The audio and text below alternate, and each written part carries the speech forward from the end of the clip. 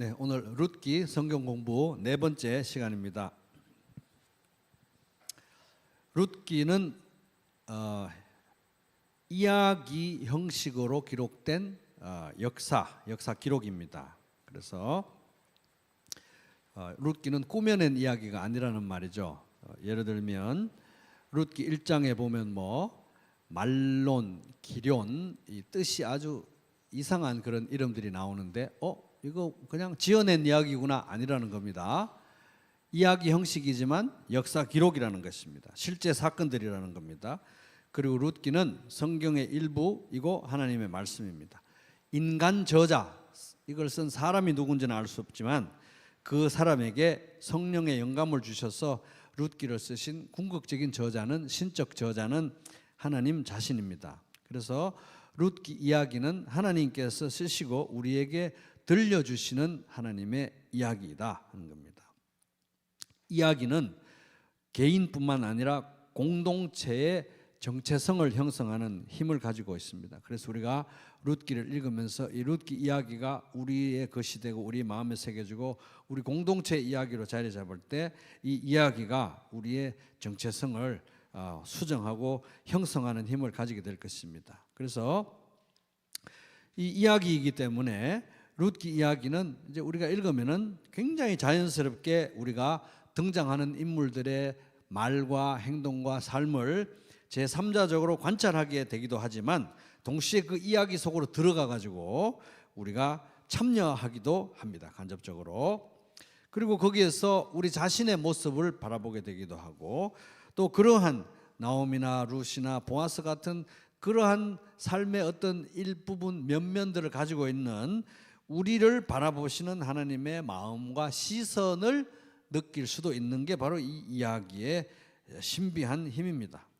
또 여기 룻기를 읽다 보면은 우리가 후회하는 과거의 모습도 있고 또 여전히 고민하고 갈등하고 있는 현재의 모습도 발견하게 되고 우리가 소원하고 꿈꾸는 미래의 모습도 이야기 속에서 등장인물들 속에서 보게 됩니다. 그리고 무엇보다도 이야기 전체에 흐르는 섭리하시고 역사하시는 헤세드의 하나님에 관해서 배울 수 있습니다. 그래서 룻기는 성경의 일부이기 때문에 성경 연구의 일반적인 방법을 사용해서 공부합니다. 성경 연구의 세 단계는 관찰, 해석, 적용. 그래서 관찰은 뭐라고 적혀 있는지 자세히 봐야 되고 정확하게 봐야 됩니다. 아다르고 어다르기 때문에. 그리고 나서 그 의미가 무엇인지 그 적용, 나와 어떤 상관이 있는지 봐야 되는데 첫 단추가 제일 중요해요. 첫 단추가. 관찰이 제일 중요한 것입니다. 뭐라고 써져 있는지 아다르고 어다르기 때문에 정확하게 파악하는 게 굉장히 중요하다 하는 것입니다. 정확한 관찰을 하고 그 본문의 구체적인 정확한 내용에 근거해서 우리가 해석도 하고 적용도 해야 되는 것입니다. 그래서 우리가 룻기를 보면서 이제 이 등장인물들, 내가 좋아하는 등장인물, 내가 싫어하는 등장인물, 기타 등등 이렇게 보고 평가하고 판단할 때 철저히 우리는 정확한 관찰에 의해서 해야 되는 거죠. 본문의 근거를 가지고 해석과 적용의 단계로 넘어가야 된다. 내 마음대로 또 소설을 쓰면 안 된다는 겁니다. 그래서 이제 성경 연구, 관찰, 해석, 적용의 모든 과정을 지배하는 네 가지 원칙은 첫째는 저자의 의도. 그래서 모든 성경 공부를 할 때 제일 중요한 게 저자의 의도, 하나님의 마음입니다. 저자의 의도를 파악하는 게 제일 중요하다는 거예요. 하나님의 마음에 우리가 이어지는 것이, 연결되는 것이 제일 중요하다. 그리고 모든 말씀은 항상 문맥 속에서 파악해야 된다.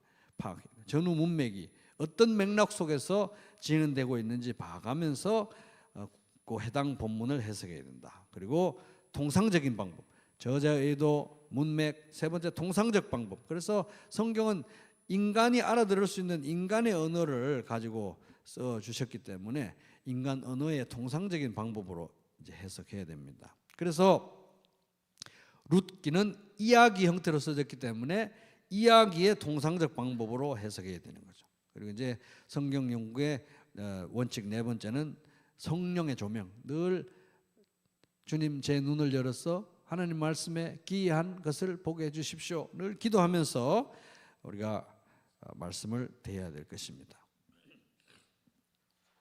자, 이야기 형식으로 써졌기 때문에 이야기에 대해서 우리가 기본적이고 아주 상식적인 것들을 알아야 됩니다. 이야기에는 4가지 구성 요소가 있습니다.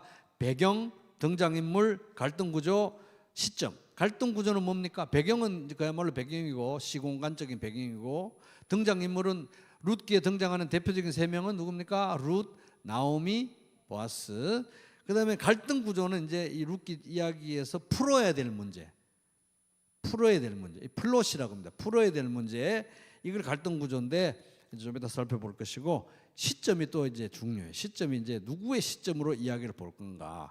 성경에 나오는 모든 이야기들은 이중 저자죠. 인간 저자가 있고 하나님 저자가 있는데, 궁극적으로는 하나님이 저자입니다. 근데 뭐 일반 소설에 보면 이제 이런 복잡한 이제 이론들이 있는데, 이 성경은 어떻게 보면 굉장히 심플해요. 인간 저자와 신적 저자 하나님은 의견이 일치할까요? 안 일치할까요? 항상 일치하는 거죠. 왜?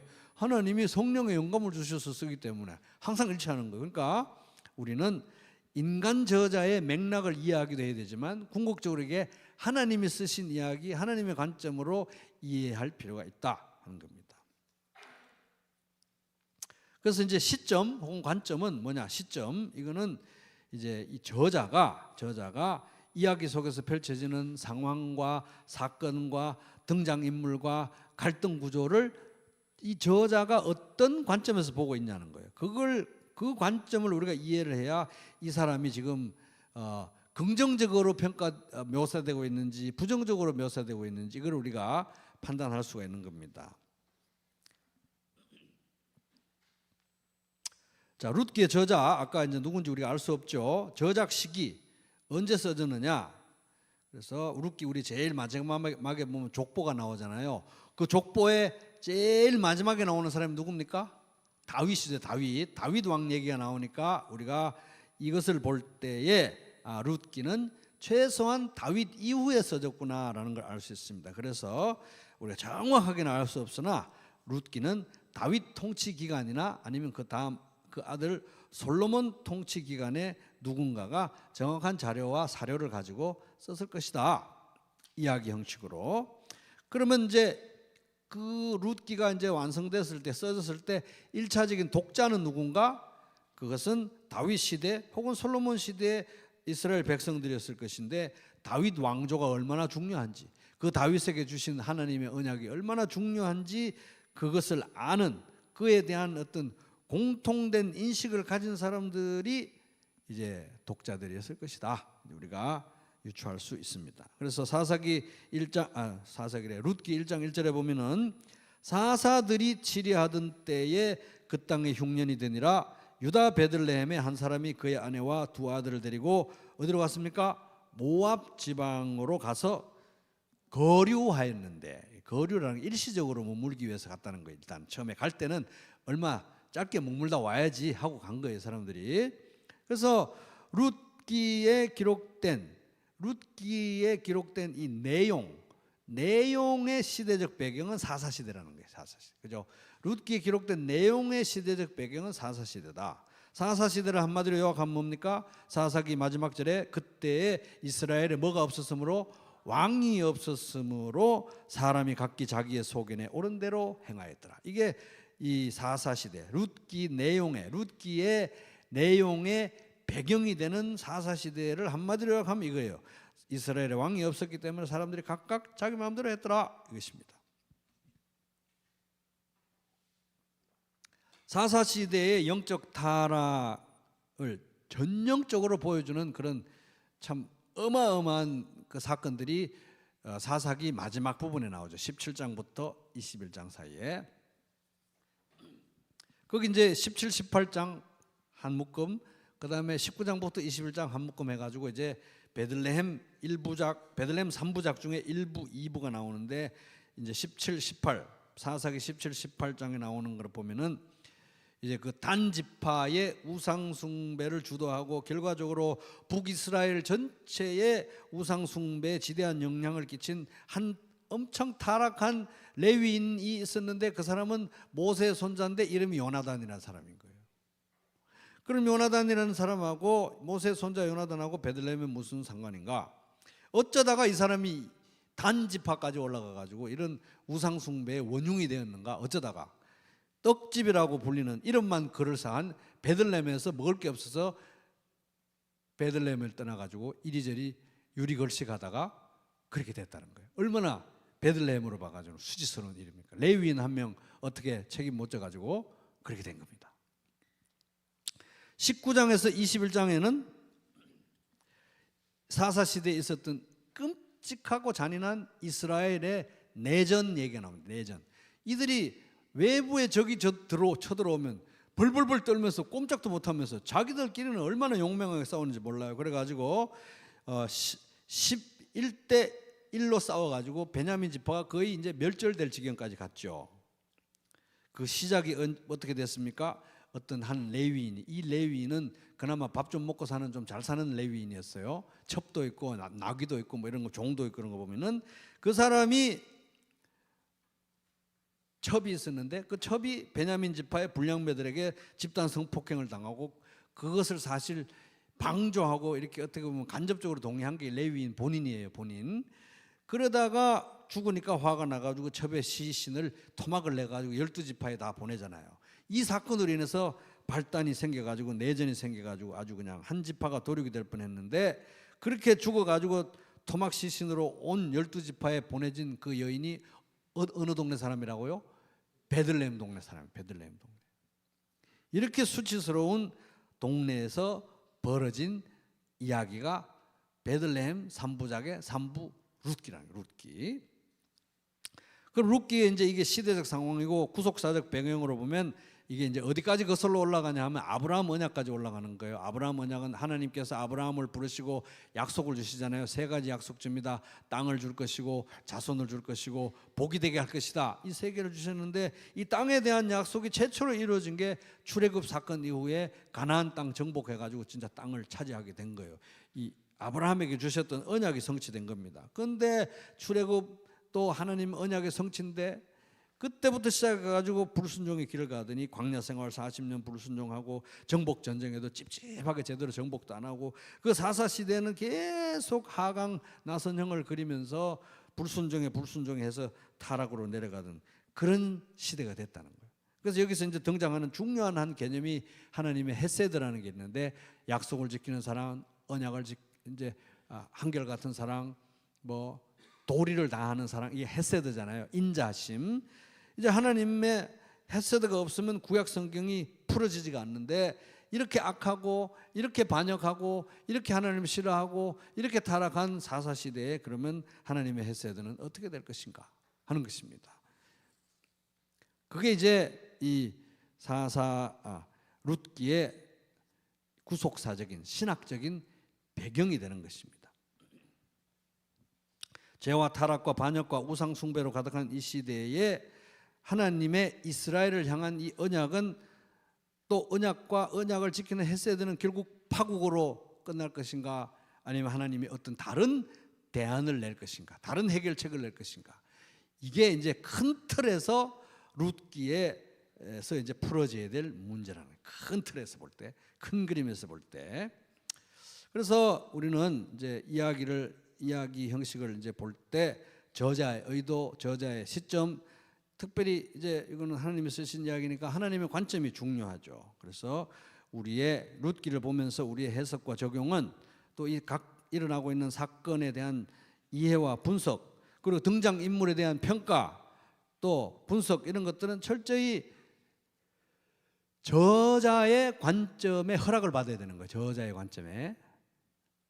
저자가 가는 만큼 가야 돼요. 저자가 강조하는 만큼, 저자가 가는 만큼, 저자가 묘사하는 만큼 저자의 관점이 우리의 판단과 평가와 해석의 기준과 척도가 된다 하는 것입니다.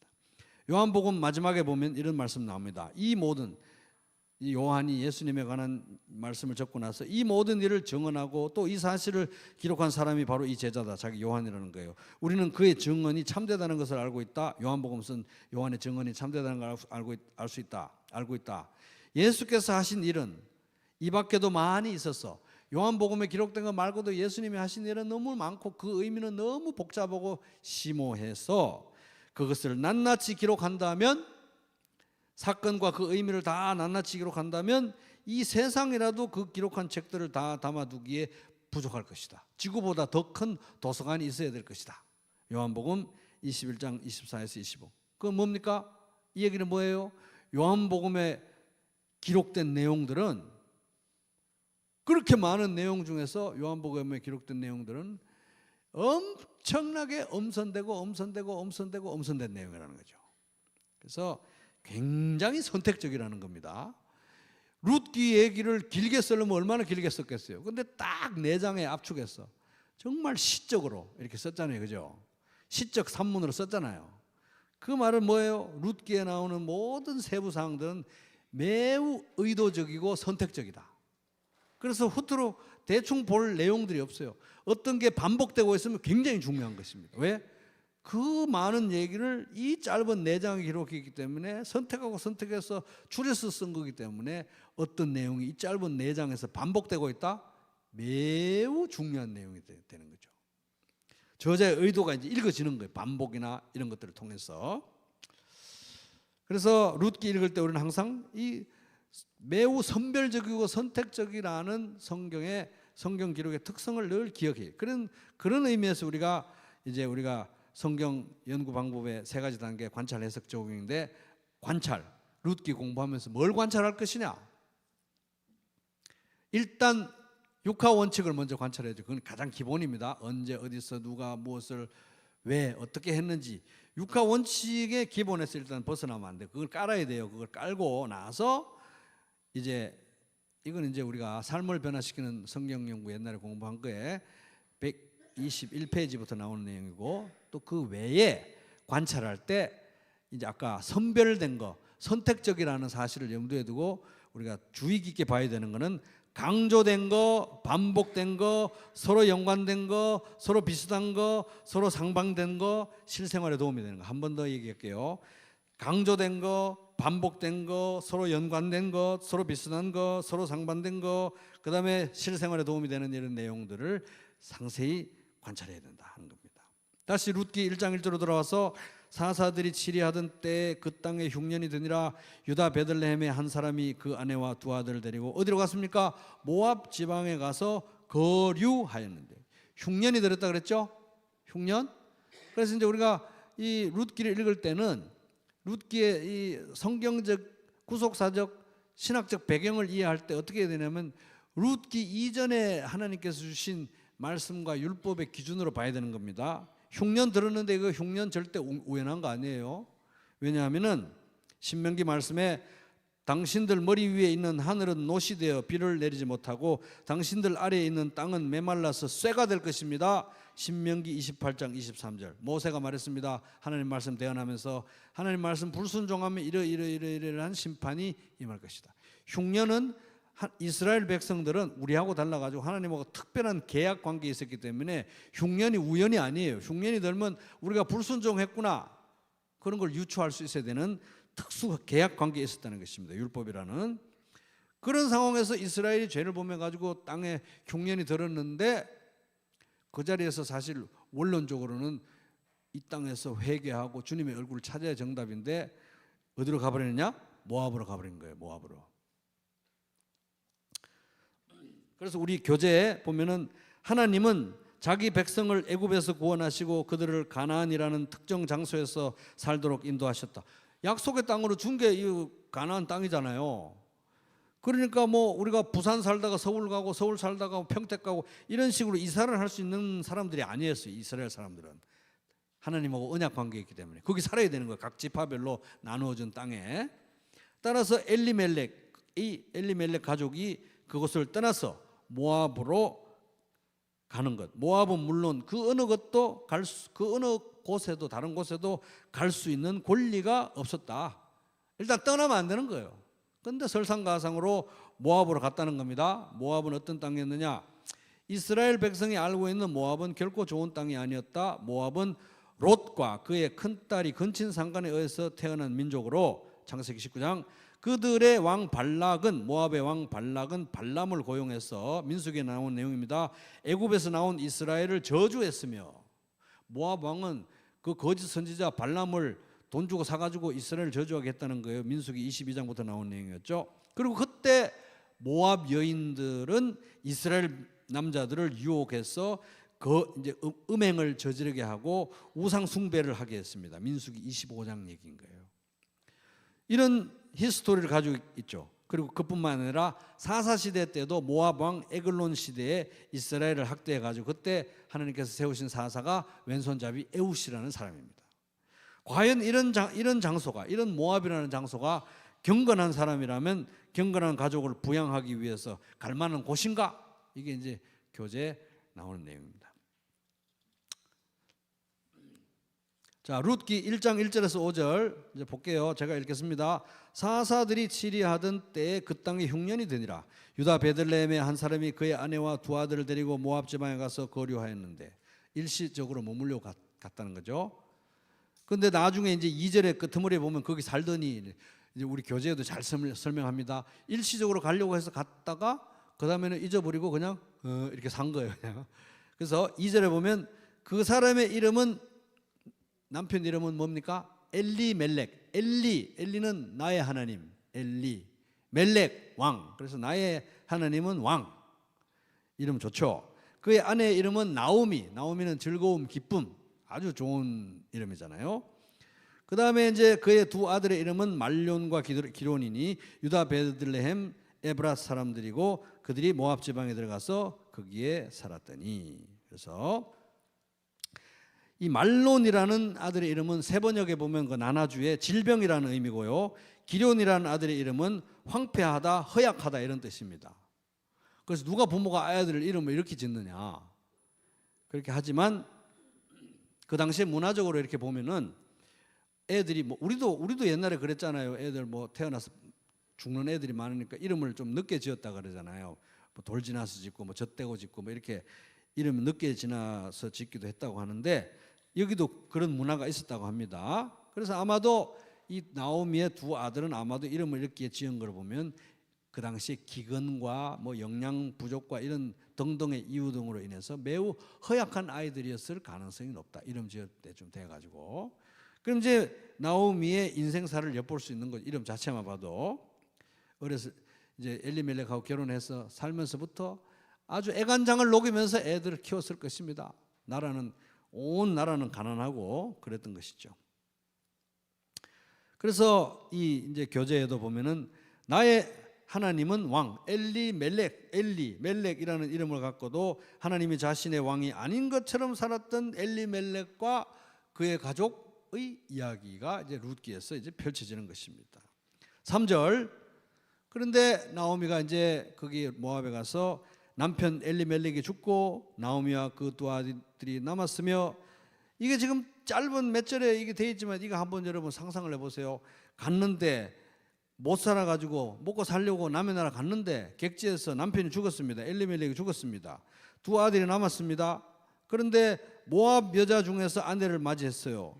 왜냐하면 웬만하게 그 당시에 뭐 어느 정도 성경을 알고 어느 정도 기본적으로 신앙만 있어도 모압 여자들은 그때 그 광야에 있을 때 그거 이스라엘을 유혹해서 음행하게 하고 그 모압 여자들 때문에 그때 얼마나 많은 사람들이 하나님 심판을 받아 죽었는데 끔찍한 일이 있었는데, 그리고 에글론 왕 때 또 우리를 그렇게 괴롭힌 나라 이 모압 여자들 안 되는 이런 사람들인데 그 며느리를 모압에서 2명이나 맞았어요. 하나의 이름은 오르바, 하나의 이름은 룻. 청청이 지금 한 줄 한 줄이 지금 비극의 연속입니다. 나오미 인생을 보면은 룻이더라. 그들이 거기에 거주한 지 10년에 이제 토탈 한 10년쯤 살고 그 와중에 말론과 기론 두 사람이 다 죽고 그렇게 허약하고 그렇게 아프고 하더니 이제 죽은 거예요. 거기 가서 죽고 그 여인은 두 아들과 남편 뒤에 남았더라. 그러니까 남편도 앞세우고 아들도 앞세우고 그랬다는 것입니다. 그래서 이걸 이제 한 인간의 인생의 측면에서 볼 때 나오미는 정말 이름도 너무 걸맞지 않게 기쁨이라고 도저히 부를 수 없을 정도로 인생이 무너져 내리고 슬픔을 이렇게 겹쳐진 그런 상황이 되었습니다. 모든 기쁨을 잃었습니다. 여기까지가 이야기의 도입입니다. 도입. 그래서 이제 나오미에 대해서 읽을 때는 우리가 이 1절부터 5절의 내용을 깊이 좀 묵상하면서 그 나오미의 입장에서는 나오미는 어떤 상황이었을까를 또 이해할 필요는 있습니다. 자, 그래가지고 여기까지가 도입인데 이야기 전체 룻기 이야기 전체에서 풀어야 할 문제, 갈등 구조가 여기에서 나오는 거예요. 1절에서 5절 사이에. 잘못된 신앙의 결정, 의지하던 남편이 죽고 평생 가슴 아픈 마음으로 아들을 키웠는데 둘이 죽고 모압은 안 된다, 모압 여자들은 안 되라고 했던 그 이방 며느리 둘을 삼았는데 그들만, 이 여인 3명만, 나오미는 모든 걸 잃었는데 이제 하나님은 나오미 인생을 어떻게 할 것인가. 이게 이제 이 이야기 전체에서 풀어야 될 문제로 이야기의 모두에 제시가 되고 있는 거예요. 모두에. 나오미의 문제가 룻기 전체에서 풀어야 할 문제고 갈등 구조라는 것을 어떤 근거에서 말할 수 있을까요? 이거 룻기에 보면 이거 갈등 구조라고 말할 게 여러 가지 또 있는데 나오미의 문제가 기본적으로 이야기에서 풀어야 될 문제라는 것을 우리가 어떤 근거에서 말할 수 있을까요? 그거는 이야기 끝을 보면 압니다. 그래서 4장 14절 보겠습니다. 나오미의 이야기가 처음과 끝에 시작과 끝에 강조되고 있어요. 나오미 이야기가. 그래서 14절 보면 여인들이 4장 14절 여인들이 나오미에게 이르되 찬송할지로다 여호와께서 오늘 너에게 나오미에게 지금 전부 다 나오미 얘기밖에 없어요. 보세요. 너에게 기업 물을 자가 없게 하지 아니하셨도다. 이 아이의 이름이 이스라엘 중에 유명하게 되기를 원하노라. 이는 너의 생명의 회복자. 이 나오미 얘기예요. 너의 노년의 복량자라. 곧 너를 사랑하며 7 아들보다 귀한 네 며느리가 낳은 자로. 다 나오미 얘기입니다. 나오미가 아기를 받아 또 나오미가 아기를 받아요. 품에 안고 그의 양육자가 되니 그의 이웃 여인들이 그에게 나오미가 안고 있는 아이에게 이름을 지어주면서 나오미에게 아들이 태어났다. 나오미에게 아들이 손자지만 아들이 태어났다고 말하면서 그의 이름을 오벳이라고 했는데 그는 다윗의 아버지인 이새의 아버지였더라. 나오미를 시작해서 나오미로 끝나는 거예요. 책꽂이 이쪽 끝, 책꽂이 이쪽 끝. 풀어야 될 문제, 해결될 문제 된 것입니다. 근데 룻기 이야기가 나오미 한 사람의 인생 역전에 관한 이야기가 아니라는 걸 또 어떻게 알 수 있을까요? 이거 나오미 한 사람의 인생 역전 이야기로 하면 우리 좀 짜증날 수도 있잖아요. 나오미 한 사람의 인생 역전 이야기가 아니다. 그거 우리가 어떻게 알아요? 그 바로 뒤에 뭐가 나옵니까? 족보가 나오는 거예요. 족보. 이게 나오미 한 사람 얘기가 아니고 이것은 더 큰 그림에서 나오미의 이야기를 넘어가고 또 룻의 이야기를 사실 나오미의 이제 모두의 형식적인 면에서 큰 틀에서 봤을 때 이야기의 형식에서 봤을 때 나오미의 문제를 풀어야 되는 문제로 하고 그 덩어리에 나오미의 문제가 해결된 거로 말했지만 사실 나오미의 문제는 누구의 문제입니까? 룻의 문제고 룻의 문제는 또 보아스의 문제예요. 다 얽혀 있는 거예요. 나오미의 문제, 룻의 문제, 보아스의 문제 다 나옵니다.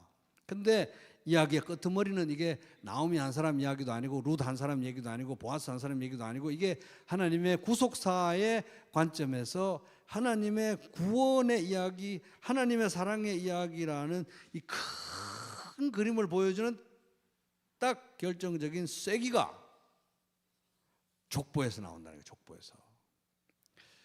근데 이게 진짜 짧은데 어마어마한 심오한 의미들이 이게 함축적으로 담겨 있는 거예요. 그래서 우리가 나오미의 문제를 들여다보면 룻의 문제가 보이고 룻의 문제를 들여다보면 보아스가 나오고 그럼 우리 그 셋 속에서 다 우리 모습을 여기서도 조금 저기서도 조금 보는 거예요. 그죠? 나오미는 그 상태에서 돌아와서 하나님의 은혜를 입은 사람이고, 룻은 그렇게 열악한 상황 속에서 온갖 충성을 바친 사람이고, 보아스는 그 열악한 시대에 하나님의 큰 은혜와 특권을 받은 사람으로서 어떻게 하나님 나라와 의를 먼저 구하는지 보여주는 사람이고, 뭐 우리들의 과거, 현재, 미래가 될 수도 있고, 내가 되고 싶은 사람, 되기 싫은 사람이 될 수도 있고, 뭐 여러 가지 모습으로 우리가 투영되는 등장인물들의 모습인 것입니다. 그래서 이제 족보가 나오는 거예요. 4장 18절부터 쭉 족보가 나옵니다. 그래서 룻기 전체의 갈등 구조인 나오미의 문제는 룻의 문제면서 보아스의 문제고, 이 세 주인공들의 문제들 속에서 우리는 우리 자신들의 모습을 투영해서 볼 수 있고, 참 이야기 속으로 들어가서 공감하고 참여한다. 자, 그렇다면은 나오미의 문제가 모두의 이야기 전체의 갈등 구조 풀어야 될 문제로 제시됐고, 나오미의 문제가 풀어지는 걸로 이야기가 끝났잖아요.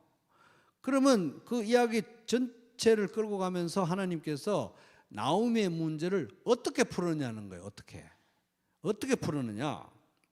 룻기 전체를 관통하면서 가장 지배적으로 반복되고 있는 중요한 개념이 하나 있는데, 그게 뭡니까?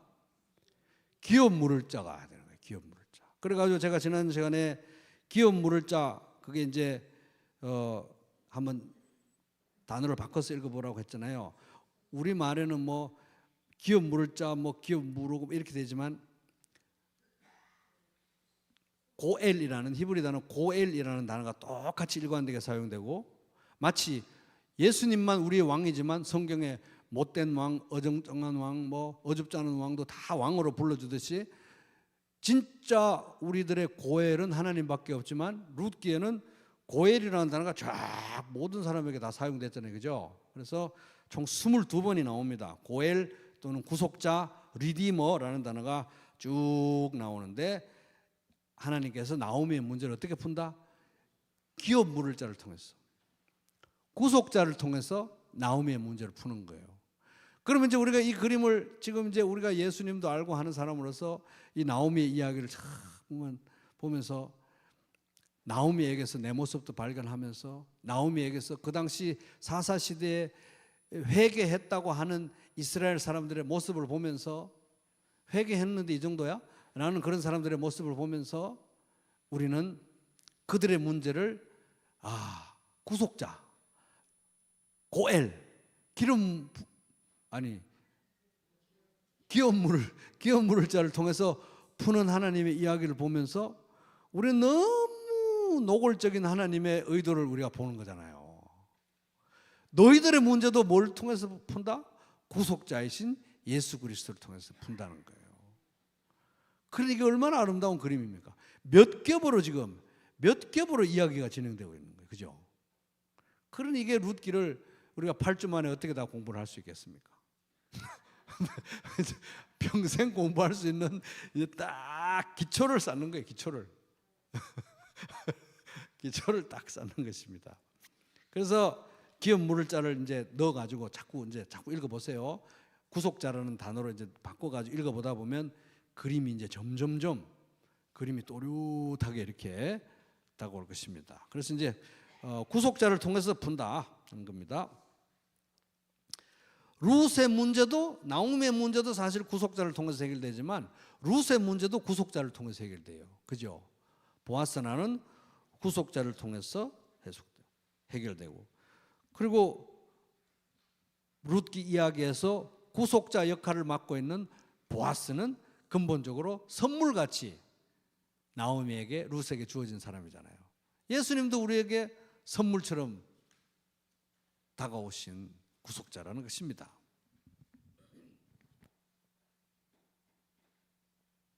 그러니까 우리가 구속자이신, 우리의 고엘이신 예수님을 통해서 구원받는다는 건 하나님께서 오래전부터 예정하시고 그림 그려오시고 패턴을 통해서 반복적으로 보여주시면서 예고하신 바다 하는 거예요. 그가 우리를 대신하여 자신을 주심은 모든 불법에서 우리를 속량 구속하시고 우리를 깨끗하게 하사 선한 일을 열심히 하는 자기 백성이 되게 하려 하심이라. 디도서 2장 14절. 우리는 그리스도 안에서 그의 은혜의 풍성함을 따라 그의 피로 말미암아 속량 구속 곧 죄 사함을 받았느니라. 에베소서 1장 7절. 자, 룻기로 돌아와서 룻기 1장 6절에 보면은 그 여인이 누굽니까? 나오미죠.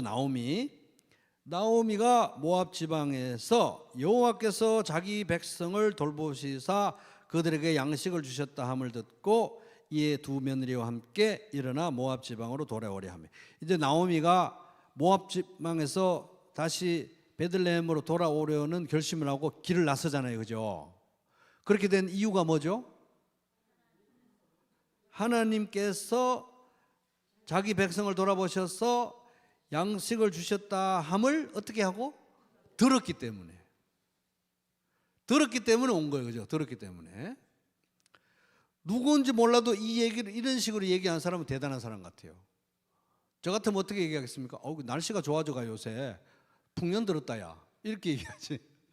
아니면 농사 기술이 좋아졌다, 비료가 좋아졌다, 뭐 어떻게 하다 보니까 이제 기후 악재가 사라지고 이제 기후가 좀 정상적으로 돌아와서 이제 거기 베들레헴에 좀 먹을 게 생겼어, 이렇게 말 안 하고 이런 식으로 말했다는 사람이 정말 대단한 것 같아요. 하나님이 자기 백성을 돌아보셔가지고 양식을 주셨다고 말한 거예요. 근데 그걸 누가 들었다고요? 그 여인이 나오미가 들은 거예요, 나오미가. 근데 성경에 나오미가 그렇게 말했다는 것을 들었다고 하면서 하나님께서 자기 백성을 돌보시고 그들의 양식을 주셨다고 들었다고 이야기를 해놓은 거예요. 진짜 그 사람이 그렇게 얘기를 했는지, 아니면 그 사람은 그냥 농사가 잘 돼서 풍년이 들었다 한다 했는데 나오미가 이렇게 해석을 한 건지, 아니면 진짜 그 사람이 그렇게 얘기했는데 나오미가 동의를 해서 이렇게 적었는지 모르지만, 적어도 고향에 양식이 생긴 것에 대해서 하나님께서 자기 백성을 돌아보셨다는 것이 나오미의 생각이었다는 것입니다. 적어도 동의는 했다는 것이죠. 동의. 이게 나오미의 관점입니다. 나오미의 관점. 그러니까 그 여인이 그렇게 들었다, 나오미가 그렇게 들었다고 이야기하고 있는 것입니다. 이게 바로 나오미의 믿음인 거예요. 그 소식을 듣고 나오미가 베들레헴으로 돌아갑니다. 그래서 6절에 나오는 그 이야기, 여호와께서 자기 백성을 돌아보사 그들에게 양식을 주셨다 함을 듣고, 그 내용은 나오미의 해석일 수도 있고 나오미의 믿음일 수도 있고 그렇습니다. 그래서 이제 나오미는 돌아온 탕자와 같이 베들레헴으로 돌아갑니다. 그래서 돌아가잖아요.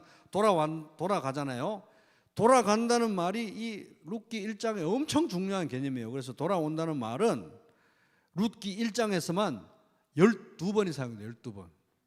많이 사용되죠, 그죠? 굉장히 많이 사용되는 거예요. 그래서 이 룻기 1장 6절, 7절, 8절, 10절, 11절, 12절, 15절, 16절, 21절, 22절에 총 12번이 사용됩니다. 여러분 나중에 찬찬히 찾아보세요. 그래서 나오미의 믿음은 어떤 믿음인가요? 돌아옴의 믿음이었다. 나오미가 뭐 대단한 거야? 한 거 있습니까? 돌아온 거. 탕자가 뭐 그렇게 대단한 거 한 게 있습니까? 돌아온 거. 그죠? 히브리 말로 슈브, 돌아왔다는 거예요. 돌아왔다. 나오미의 믿음은 돌아옴의 믿음. 7절, 1장 7절, 있던 곳에서 모압에서 나와가지고 두 며느리도 그와 함께, 나오미와 함께 유다 땅으로 돌아오려고 길을 나가다가, 그래서 나오미가 모압에서 베들레헴으로 돌아갈 때 혼자 떠났습니까? 며느리 둘하고 같이 떠났습니까? 같이 떠난 거예요. 틀림없이 같이 떠난 거예요. 7절에 보면은. 근데 그 다음에 가면 가는 길에 도랑을 만났다, 강을 만났다, 산을 만났다, 강도를 만났다, 길이 힘들었다, 이런 얘기는 다 생략하고 돌아간다는 얘기가 나오면서부터 바로 뭔 얘기가 나옵니까? 너가 돌아가라, 안 돌아갈래요? 돌아가라, 안 돌아갈래요? 이런 얘기가 장장 어디서부터 어디까지? 8절에서부터 18절까지 총 몇 절? 11절에 걸쳐서 길에서 왜 그러냐고요. 집에서 얘기하지. 길에서 너희들 모압으로 가라. 안 갈래요? 가라. 이 얘기를 또 그거를 그런 얘기가 있었다고 길에서 그런 며느리들과 실랭이를 했는데 한 명만 남았다. 한 줄로만 써도 돼요. 사실 그렇지 않아요? 나오미는 며느리들이 딱 해서 모압으로 돌아가라고 했으나 둘 중에 한 명만 돌아가고 룻만 따라왔다. 이렇게 한 줄로만 할 수 있는 거잖아요. 그런데 이거를 상세히 돌아가라 안 돌아갈래요? 이걸 갖다가 길게 8절부터 18절까지 총 11절에 걸쳐서 그러니까 룻기 1장이 총 몇 절입니까? 22절 중에서 11절 절반을 가라 안 갈래요? 가라 안 갈래요? 쓴 거예요. 아까 말씀드렸죠. 엄청나게 선별된 내용들이라고. 그죠? 이 거의 시라고 보면 돼요. 시 한 줄 한 줄 쓰듯이 이걸 함축적으로 썼는데 여기 허투루 쓴 거 없어요. 근데 여기 11절이나 이걸 썼다는 건 왜 썼다? 매우 중요하기 때문에 쓴 거예요. 이게 저자가 이걸 강조해야 되겠다. 이걸 강조해야 되겠다. 굉장히 도드라지게 딱 쓴 거예요. 아까 나오미가 막 불행을 겪는 거 1절부터 5절까지 그걸 내 인생은 소설책 한 권이야. 그것만 해도 소설 한 권을 쓰려고 했는데 그거는 5절에 써버리고 이거를 그 길에서 실랭이 한 거 이걸 가지고 뭘 이렇게 중요하다고 11절이나 썼다는 건 이게 굉장히 중요하다는 거죠. 안 그러겠습니까? 굉장히 중요하다는 거예요. 하나님의 의도라는 거, 하나님이 요거 도드라지게 하고 싶은 거예요. 그럼 하나님이 이 대화를 바라보는 관점이 이제 보이는 거죠. 도드라지게 했으니까.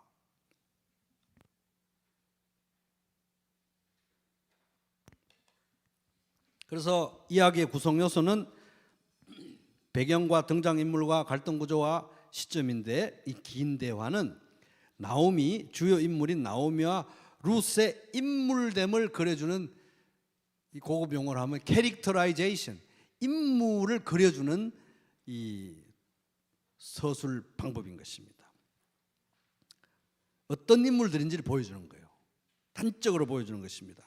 나오미가 두 며느리에게 이르되 너희는 각기 너희 어머니의 집으로 돌아가라. 너희가 죽은 자들과 나를 헤세드 선대한 것 같이 여호와께서 얼마나 좋습니까? 시엄마가 여호와께서 너희를 선대하기를 원한다. 얼마나 시엄마가 좋으신 시엄마예요. 여호와께서 또 하나님 얘기합니다. 여호와께서 너희에게 허락하사 각기 남편의 집에서 위로를 받게 하시기를 원하노라. 얼마나 좋은 시엄마입니까? 그들에게 입을 맞추며 그들이 소리를 높여 울며 나오미에게 이르되 아니니이다. 우리는 어머니와 함께 어머니의 백성에게로 돌아가게. 또 얼마나 며느리들은 또 착해요. 그랬더니 11절 나오미가 이르되 아니다 내 딸들아 돌아가라. 너희가 어찌 나와 함께 가려느냐. 또 여기 이런 얘기는 왜 하는지 몰라요. 할머니가 내 태중에 너희의 남편 될 아들들이 아직 남아있느냐. 내 딸들아 되돌아가라. 나는 늙었으니 남편을 두지 못할 것이라. 가령 내게 소망이 있다고 말한다든지 오늘 밤에 혹시 남편이 갑자기 생겨가지고 아들을 낳는다고 하더라도 13절 너희가 어찌 걔들이 자라기를 지켜보고 있겠느냐. 이런 얘기를 왜 하냐. 그러면서 이제 기다리겠으며 어찌 남편 없이 지내겠다고 결심하겠느냐. 내 딸아 그렇지 아니하다. 여호와의 손이 나를 치셨으므로 나는 너희로 말미암아 마음이 더욱 아프다. 마음이 너무너무 아프다. 그들이 소리 높여 또 울고불고 합니다. 다시 울더니 시컷 울고 나서 오르바는 시어머니에게 입을 맞추고 가버렸어요. 그러나 룻은 시어머니를 붙여찼습니다. 이게 이제 길게 얘기를 나왔잖아요. 여기까지 보면 참 좋으신 분이에요. 굉장히 좋으신 분이에요. 하나님의 축복도 하고 하나님이 너를 복주기를 원하고 다 얘기하시잖아요. 좋은 분이에요. 근데 15절 봐봐요. 나오미가 또 그에게 이르되 또 얘기하는 거예요. 네 동서 오르바는 그 백성과 함께 여기 보세요. 그게 신들에게로 돌아갔다 이 말이에요. 알고 있어요. 나오미가 신들에게 돌아간 줄. 아니 그렇게 혼자 돼가지고 남편 이런 상태로 모압으로 돌아가는 게 물론 모질고 험하죠. 베들레헴에 가도 험한 거 맞아요. 근데 하나님을 믿는 이 사람이 그들의 신들에게 돌아가는 거 뻔히 알면서 너도 동서를 따라 돌아가라. 너도 네 신에게로 돌아가라는 얘기잖아요. 이게 엄청 딱한 상황인데 이 선을 넘은 거, 이건 이렇게 얘기하면 안 되는 거잖아요, 그죠? 어떻게 할 수가 없으니 어떡하냐? 거기 가서라도 예수 잘 믿고 살아. 이렇게라도 말을 하든지. 아니 그것도 아니고 그의 신들에게로 돌아가는데 너도 돌아가라. 이게 이제 이걸 통해서 룻과 나오미가 대조되면서 뭘 보여주고자 하는지 이제 보는 거예요. 이제 그죠? 하나님이 지금 뭘 보여주려고 하는지 보자는 거예요. 이제 나오미가 그러니까 룻이 이르되 내게 어머니를 떠나며 어머니를 따르지 말고 돌아가라고 강건하지 마옵소서. 어머니께서 가시는 곳에 나도 가고. 요까지는 이해할 만해요. 뭐 상식적으로 그 당시에 뭐 그런 분위기에서 우리나라 옛날에 조선시대 며느리들도 다 이 정도는 다 합니다. 그죠? 어머니의 가시는 곳에 나도 가고 어머니의 머무르시는 곳에 나도 머물겠나이다. 우리 조선시대 며느리들도 다 이 정도는 다 해요. 우리나라 며느리들도. 어머니의 백성, 이제 이야기가 이제 깊어지는 거예요. 이제 뭐지? 예? 나오미는 룻을 만만하게 본 거예요. 아무것도 아닌 것처럼. 오르바가 자기 신에게 간 것처럼 너도 가라야. 알겠지? 룻의 정체를 몰랐던 거예요. 이 나오미는 룻이 어떤 여자인지 몰랐던 거예요.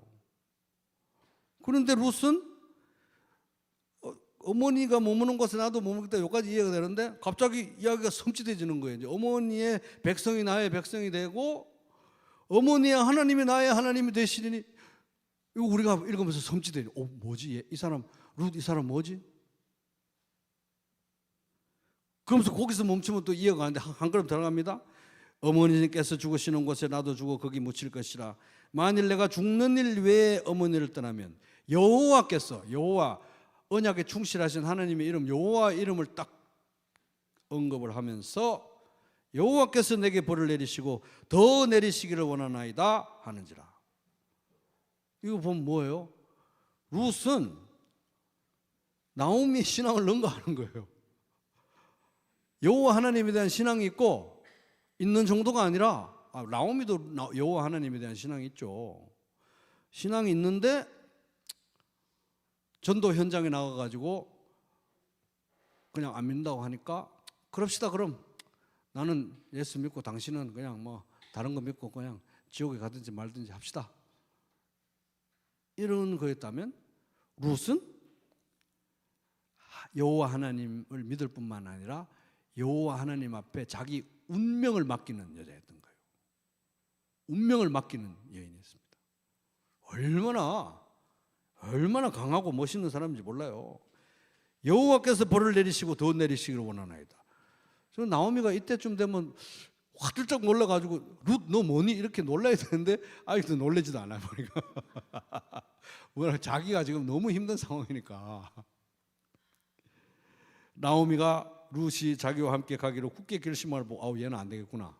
얘는 못 말리는 애구나. 그에게 말하기를 거치느라. 그래서 이제 이게 이제 이 긴 대화가 뭘 보여줍니까? 룻이 무슨 먹고 살 게 없어서 따라왔다든지, 단순히 시어머니에 대한 충성심 때문에 따라왔다든지, 아니면 뭐 과부가 돼서 고향으로 모압으로 돌아가니까 무서워서 따라왔다든지, 그런 게 아니라는 거예요. 룻이 왜 따라왔습니까? 여호와 하나님에 대한 신앙 때문에 따라온 거예요. 그걸 도드라지게 보여주는 것입니다. 그러니까 이런 인물에 대한 그림을 도드라지게 하면서 하나님은 이 룻이 가졌던 신앙이 얼마나 아름다운 신앙인지, 룻 그냥 문화적으로 대충 따라온 거 아니야. 여호와 하나님 보고 따라온 애야. 이거를 확실하게 짚어주는 게 제일 중요했기 때문에 1장 22절 중에 11절을 하려 해가지고 룻 얘기를 하려고 지금 그런 거예요. 룻의 신앙 얘기를 하려고. 근데 나오미의 신앙에 그냥 그나마 제일 잘한 건 뭐겠습니까?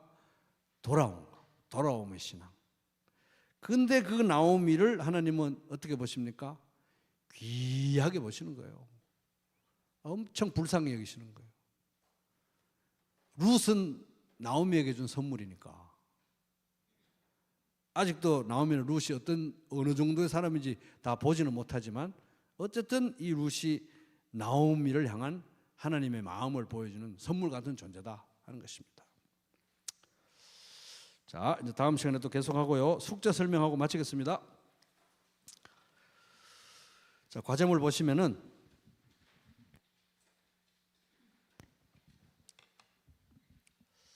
이번 주에 읽을 때는 지난번에 했던 그 구속자도 계속 넣어가지고 읽으시고, 그 2번 문제 그 중간쯤에 보면은 아래에 언급된 중요 개념들 헤세드, 헨, 카나프를 염두에 두고 통독하시기 바랍니다. 그래서 룻기에는 이야기를 끌고 가는 중요한 개념들이 반복됩니다. 첫째 중요한 단어는 헤세드라는 단어가 반복이 돼요. 반복이 중요하다 그랬죠. 엄청나게 선별적으로 쓴 책이기 때문에 헤세드는 구약 성경 전반을 흐르는 중요한 개념이죠.